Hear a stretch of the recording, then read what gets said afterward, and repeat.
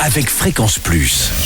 Surprenez votre famille et vos amis grâce au grand chef de Bourgogne-Franche-Comté. En cette semaine de Noël, je suis à Saint-Germain-du-Bois en Saône-et-Loire, toujours en compagnie du chef Didier Gillot dans les cuisines de Haut Gastronome de l'hostellerie Bressane. Bonjour chef. Bonjour Charlie. Nouvel épisode et nous partons sur une tempura de lotte au tandoori, chou chinois cru. Ça sent l'Asie. Un petit peu, oui, mais c'est très léger quand même. Donc, bon, alors qu'est-ce qu'il nous faut? Alors, il va nous falloir, on va faire notre pâte à tempura. Donc pour faire la pâte à tempura, il nous faudra 200 g de farine, un œuf entier, 200 g d'eau et 4 g de tandoori et juste un tout petit peu de sel. Donc on mélange le tout dans un cul de poule et puis on laisse reposer pendant quelques minutes dans le frigo. Ça pose pas trop de problème. Nous allons prendre de la lotte. 600 g de filet de lotte, ça ira très bien pour les 4 personnes, donc oui, ça fait 150 par personne. Voilà, ça fait 150 grammes par personne, donc c'est bon. On n'a plus qu'à la tailler en gros cubes. On prévoit à peu près 5-6 cubes par personne, comme ça, il y a assez à manger. Hein. Et puis on les met dans un torchon pour les éponger un petit peu, si au cas où on voit que c'est un peu trop d'humidité. Voilà. On va préparer une vinaigrette également à base d'huile d'olive, de jus de citron, de marmelade de yuzu, une cuillère à soupe suffira, 2 centilitres de vinaigre de riz et une demi-motte d'oignon cébette. Donc pour faire cette vinaigrette, il nous faut le jus de citron et les zestes de citron mélangés avec la marmelade de yuzu. On met l'élément acide, c'est-à-dire le vinaigre de riz, un peu de sel, un peu de poivre, et on ajoute de l'huile d'olive de très bonne qualité. L'huile du sud de la France va très bien, Mossane par exemple, ça c'est très bien, c'est des AOP, donc c'est préférable. De la qualité, faut pas hésiter. Et puis des oignons cébettes qu'on va émincer finement, qu'on mettra dedans. Voilà. D'accord.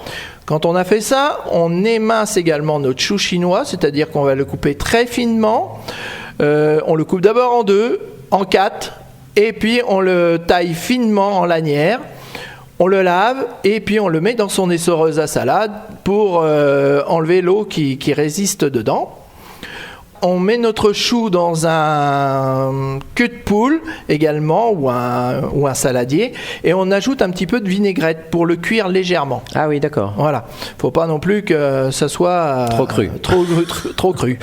Et trop cuit surtout si ça reste trop longtemps avec la vinaigrette. Il faut bien surveiller. Voilà, c'est à surveiller. Donc évidemment, comme c'est une tempura, c'est un beignet, donc on va mettre à chauffer la friteuse, logique. Et dedans, on va enrober nos 6 cubes de lotte dans l'appareil à tempura. On cuit ça à 170 degrés en faisant attention évidemment de ne pas trop se brûler et de ne pas en mettre plus parce que faut pas que la température de la friteuse descende de trop, donc il est préférable de le faire un par un et juste répéter l'opération comme ça et mettre également ça sur un papier absorbant pour égoutter. Pour enlever l'huile. Voilà. Après, on peut égoutter aussi le chou, s'il n'a pas trop d'eau et pas trop de vinaigrette. On pourra le déposer dans l'assiette.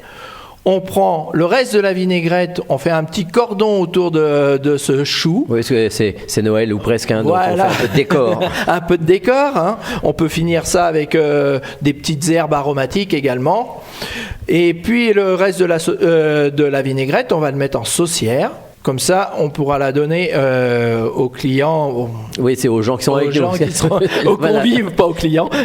Qui sont autour de nous. Voilà.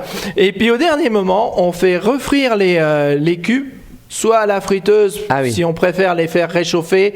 On a 2 solutions. Donc, soit on les fait réchauffer à la friteuse, ou soit éventuellement dans un four un peu chaud à 180, pour éviter de réutiliser la friteuse. Comme Très ça, bien. On sert tout ça chaud.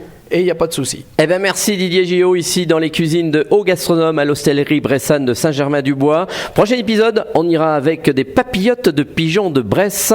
Eh bien, à la courge. Eh bien oui, et d'ici là, chouchoutez vos papilles. Chaque semaine, découvrez les meilleures recettes des grands chefs de Bourgogne-Franche-Comté. Du lundi au vendredi, à 5h30, 11h30 et 19h30, chouchoutez vos papilles. Fréquence Plus.